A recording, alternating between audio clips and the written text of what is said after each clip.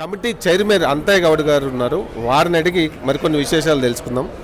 Sir Anthaiah Goud గారు, చెప్పండి, ఈ అసలు ఎట్లా ప్రారంభమైంది, మీకు అమ్మవారు ఎట్లా కళ్ళలోకి వచ్చారు, ఏంటి? 1976లో అప్పుడు యూత్గా ఉన్నట్టు గాజు రామారావు యూత్ ప్రెసిడెంట్, నేను జనరల్ సెక్రటరీకి మెంబర్స్, కమిటీ మెంబర్స్ అందరూ ఉన్నారు.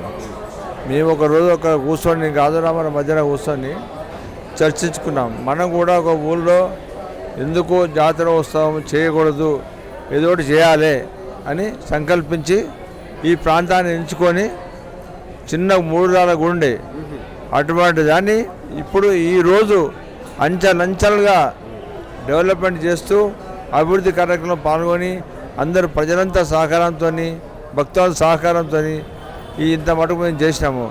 మళ్ళీ కొంతమంది పెద్ద నాయకులు కూడా కొంతమంది ఆర్థిక సహాయం చేశారు గుడికి.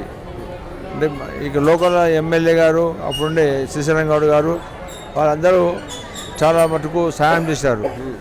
మరి మిగతా వాళ్ళు కూడా కొద్ది గొప్ప ఇచ్చారు అప్పుడు ఆ టైంలో.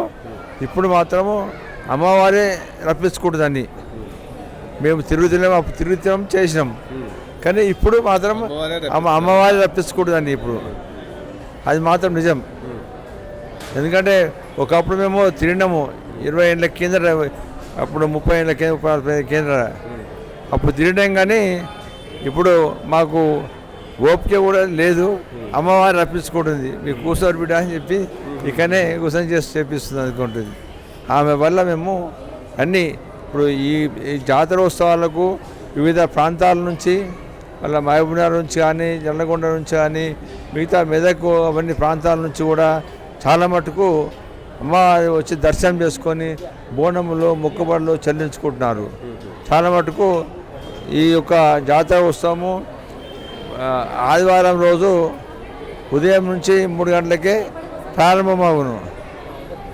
అభిషేకంతో మరి బోనంలు, మరి నైవేద్యాలు అమ్మవారికి సమర్పించుకుంటారు. మధ్యాహ్నం సాయంత్రం 5 గంటలకు ఆ ప్రాంతాన్న అమ్మవారికి గాజురాం విలేజ్ నుంచి పెద్ద ఊరేగింపు.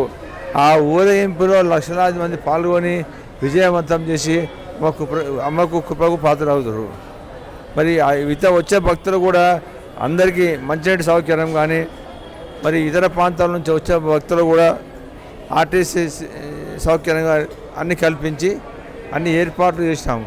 మరి చెప్తానండి, మరి ఈ ఒక ఈ ఉత్సవాలలో మరి పోలీస్ శాఖ వారు కానీ, మంచినీటి శాఖ వారు కానీ, మున్సిపల్ శాఖ వారు కానీ, పోలీసు ప్రజలు అందరూ, మిగతా నాయకులు అందరూ తోడ్పడి ఎంతో జాతరోత్సవాలకు పాల్గొని విజయవంతం చేస్తున్నారు. మరి 27 తారీఖు 23, 22, 23 నాడు 22 నాడు రంగం ఉంటుంది. తర్వాత మిగతా రోజుల్లో 4 రోజులు కుంకుమార్చనలు ఉంటాయి. ఆ తర్వాత 27 తారీఖు నాడు ఆఖరి రోజు కాబట్టి ఆ రోజు పెద్ద ఎత్తున అన్నదానం కార్యక్రమం ఉంటుంది చేపట్టి దాంతో ముగింపు చేస్తాం.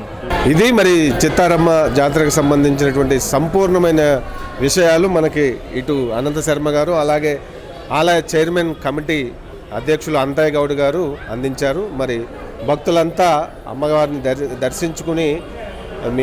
దర్శించుకుంటే దీవెనలు తీసుకుంటే జీవితం ఆనందంగా ఉంటుందనేది మనకి ఇక్కడ వీరు వ్యక్తపరిచారు.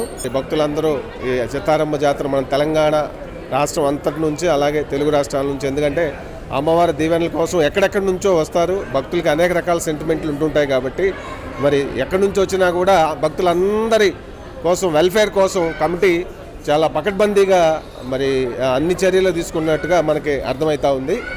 సో అందరూ దర్శించుకొని అమ్మవారి దీవెనలు పొందాలని చెప్పి ఆశిస్తున్నాం.